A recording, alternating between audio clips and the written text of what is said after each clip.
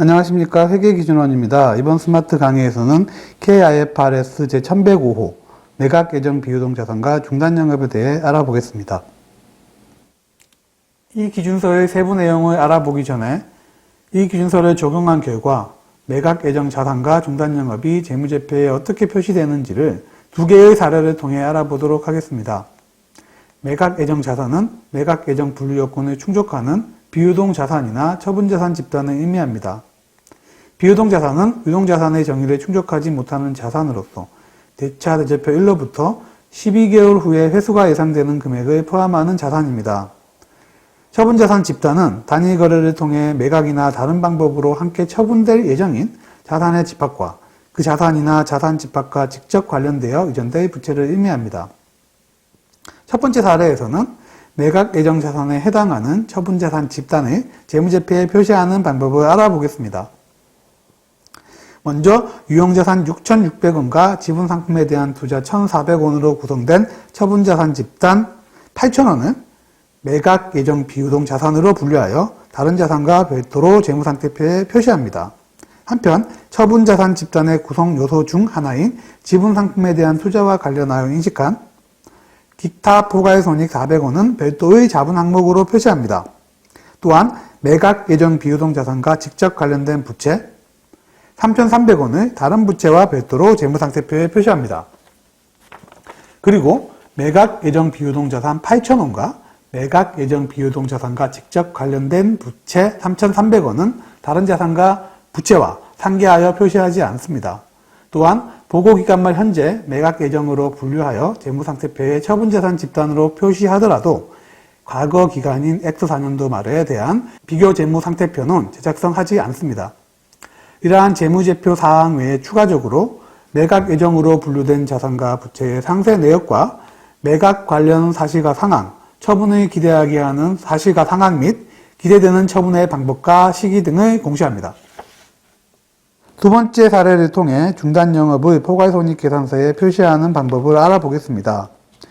중단영업은 이미 처분되었거나 매각 예정으로 분류되고 재무보고 목적뿐만 아니라 영업상으로도 기업의 나머지 부분과 명확히 구별되는 영업 및 현금 흐름이 발생하는 부분을 의미합니다.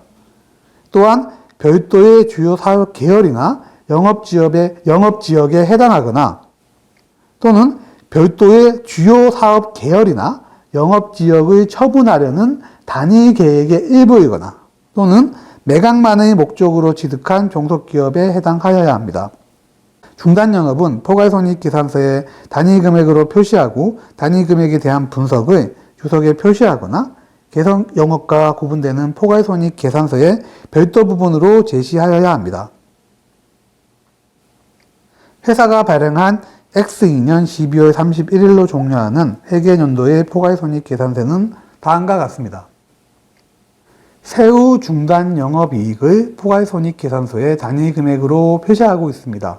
또한 이러한 단위금액에 대한 분석을 주석사항으로 공시하고 있습니다. 그리고 지배기업의 소유주와 비지배 지분에 기속될 계속영업이익과 중단영업이익을 포괄손익계산서에 표시하고 있습니다. 한편 X2년도에 중단영업이 발생하였더라도 X2년 말까지 모든 중단영업과 관련된 공시사항이 표시될 수 있도록 X1년도 재무제표도 이러한 표시와 공시 요구사항을 반영하여 제작성하여야 합니다. 앞서 살펴본 사례와 같이 KIFRS 제1105호에서는 매각 예정 자산과 중단영업을 재무제표에서 별도로 표시하도록 하고 있습니다. 또한 매각 예정 자산에 대해서는 별도의 측정 기준을 적용하도록 하고 있습니다. 그 이유는 무엇일까요? 사용하는 것에서 매각하는 것으로 보유 의도가 변경된 자산을 계속 사용 중인 자산과 구분하여 재무제표에 표시하고 측정함으로써 재무제표의 정보 이용자에게 유용한 정보를 제공할 수 있기 때문입니다. 즉, 이 기준서는 정보 이용자가 기업에서 발생하는 미래 현금 흐름의 시기나 규모, 불확실성을 판단하는 데 도움을 줄 수 있습니다. 이 기준서는 이러한 목적에 따라 매각 예정 자산의 분류 및 측정에 관한 회계처리, 표시 및 공시와 중단 영업의 표시 및 공시에 관한 사항을 규정하고 있습니다. 다음으로 매각 예정 자산의 최초로 분류하고 측정할 때 적용하는 3단계 절차를 알아보겠습니다. 첫 번째 단계에서는 비유동 자산이나 처분 자산 집단이 매각 예정 분류 요건을 충족하는지 검토하여 매각 예정 자산으로 분류할지 판단하여야 합니다. 매각 예정 자산으로의 분류 요건은 첫째, 즉시 매각 가능하여야 하고, 둘째, 매각될 가능성이 높아야 합니다. 첫 번째 단계에서 매각 예정 자산으로 분류할 수 있다고 판단하였다면, 두 번째 단계에서는 먼저 매각 예정 자산으로 분류하기 직전에 매각 예정 분류 요건을 충족하는 비유동 자산이나 매각 예정 분류 요건을 충족하는 처분 자산 집단 내의 모든 자산과 부채에 적용 가능한 KIFRS 기준서를 적용하여 장부 금액을 재측정합니다. 예를 들면 회사가 판매하기로 한 건물이 매각 예정 요건을 충족하였다면 매각 예정 분류의 직전까지 KIFRS 제1016호 유형자산에 따라 감가상각을 하고 재평가 모형을 선택하였다면 동기준서에 따라 공정가치 평가를 합니다. 또한 KIFRS 제1036호 자산 손상에 따라 손상 자손의 인식 여부도 검토하여야 합니다.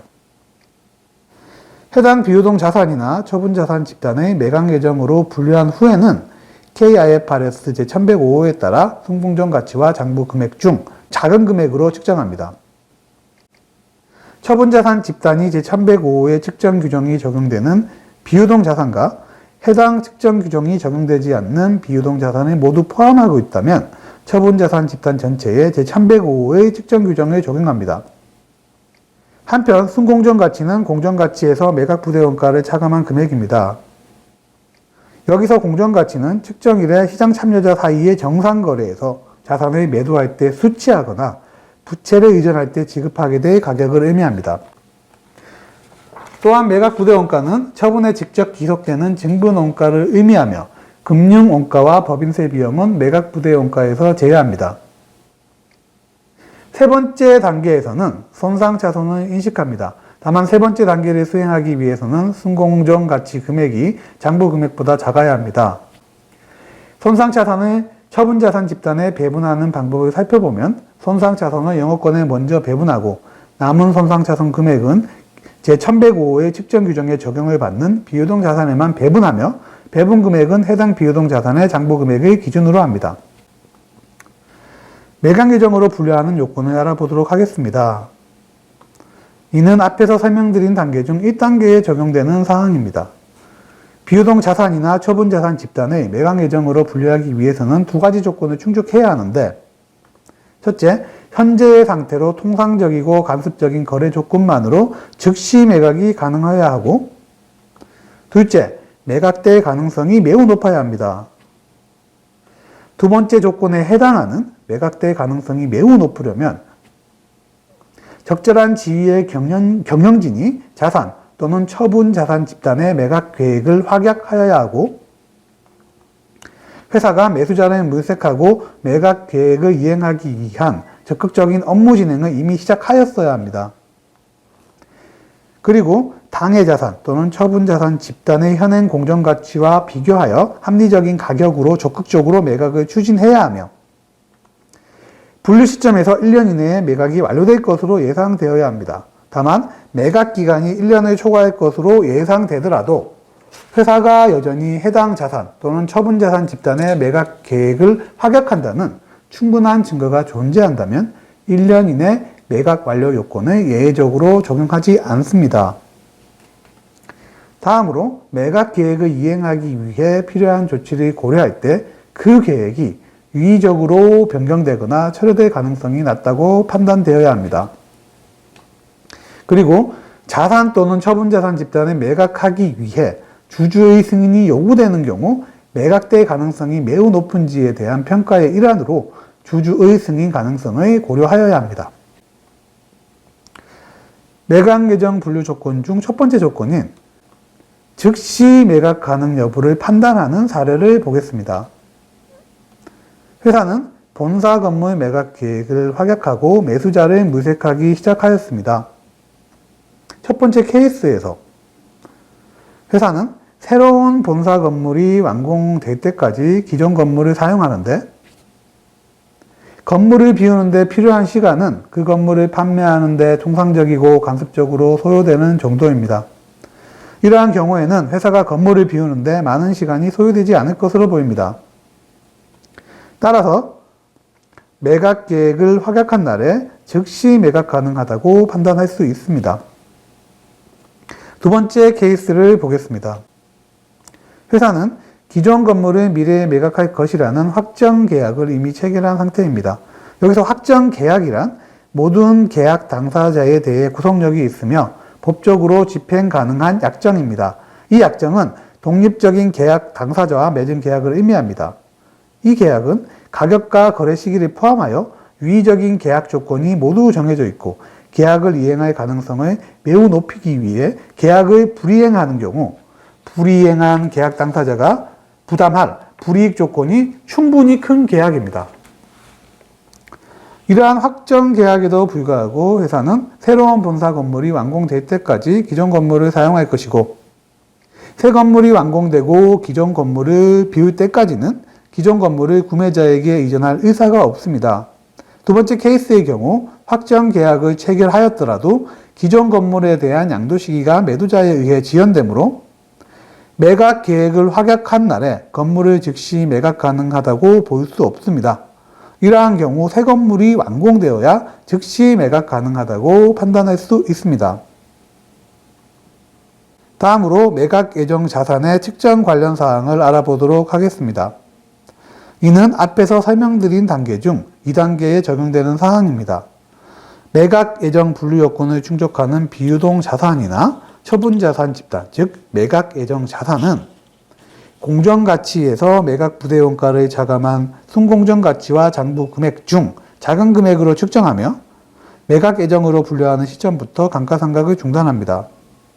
다만 다음 자산들은 매각 예정 분류 요건을 충족하더라도 순공정가치로 측정하지 않습니다. 이러한 자산들은 크게 두 가지 항목으로 구분할 수 있습니다. 첫 번째는 공정가치로 측정하며 공정가치의 변동이 손익으로 인식되는 자산입니다. 이러한 자산에 대해서 순공정가치로 측정하는 것은 불필요합니다. 그 예로 금융자산, 투자부동산 등이 있습니다. 두 번째는 순공정가치를 결정하기 어려운 자산입니다. 그 예로 이연법인세 자산, 종업원급여에서 발생하는 자산, 보험계약의 계약상 권리를 들 수 있습니다. 이 기준서의 측정 규정을 적용하지 않는 자산들은 각각의 관련 기준서에 따라 측정합니다. 다음으로 매각 예정 자산에 대한 손상차손을 인식하는 방법을 적용 사례를 통해 알아보도록 하겠습니다. 이는 앞에서 설명드린 단계 중 3단계에 적용되는 사항입니다. 회사는 자산 집단을 매각하기로 결정하고 21년 6월 말에 이를 매물로 등록하였습니다. 또한 이 자산 집단은 21년 6월 말 현재 매각 예정 분류 기준을 충족합니다. 즉 현재의 상태에서 통상적이고 간섭적인 거래 조건만으로 즉시 매각 가능하고 매각될 가능성이 매우 높은 것으로 회사는 판단하였습니다. 처분자산 집단은 영업권, 건물, 토지, 재고자산, 지분상품에 대한 투자로 구성되어 있으며 전년도 보고 기간 말인 20년 말 현재 해당 자산 집단의 장부금액의 합계는 16,000원입니다. 20년 말에 각 자산별 장부금액은 표와 같습니다. 회사는 21년 6월 말에 동처분자산 집단의 매각 예정으로 분류하기 직전에 적용 가능한 KIFRS에 따라 각 자산을 재측정하였습니다. 재측정한 각 자산의 장부금액은 영업권 1,500원, 건물 4,000원, 토지 5,700원, 재고자산 2,200원, 지분상품에 대한 투자는 1,500원입니다. 이에 따라 처분자산 집단의 장부금액은 14,900원으로 측정됩니다. 20년 말에 비해 장부금액이 1,100원이 감소하였는데 KIFRS 제1016호를 적용하여 감가상각비를 인식하게 되어 건물 장부금액이 600원 감소하였으며 KIFRS 제1002호를 적용하여 재고자산 평가손실을 인식하게 되어 재고자산 장부금액이 200원 감소하였고 KIFRS 제1109호를 적용하여 공정가치 평가로 인한 평가손실을 인식하게 되어 지분상품에 대한 투자의 장부금액 300원이 감소한 것이 그 원인입니다. 다음으로 매각 예정으로 분류한 시점의 동처분자산 집단의 순공정가치는 13,000원으로 측정되었습니다. 따라서 처분자산 집단의 장부금액 14,900원과 순공정 가치 13,000원의 차액인 1,900원을 손상차손으로 인식하여야 합니다. 그리고 이러한 손상차손 1,900원을 처분자산 집단에 포함된 자산에 배분하여야 합니다. 그런데 재고자산은 유동자산에 해당하며 지분상품에 대한 투자는 비유동자산이지만 제1105호 측정규정의 적용 범위에서 제외되므로 손상차손을 배분하지 않습니다. 따라서 재고자산과 지분상품에 대한 투자에 제1105호의 측정규정을 적용할 수 없으므로 손상차손을 배분하지 않습니다. 이에 따라 영업권에 해당하는 금액인 1,500원을 영업권에 대한 손상차손으로 배분을 하고 잔액인 400원을 건물과 토지의 장부금액에 비례해서 배분합니다. 그 결과 건물에는 165원, 토지에는 235원의 손상차손을 배분합니다. 손상차손 배분 후 21년 6월 말 장부금액을 살펴보면 건물 3,835원, 토지 5,465원, 재고자산 2,200원, 그리고 지분상품에 대한 투자는 1,500원입니다. 이상으로 KIFRS 제1105호 매각예정 비유동 자산과 중단영업에 관한 스마트 강의를 마치도록 하겠습니다. 감사합니다.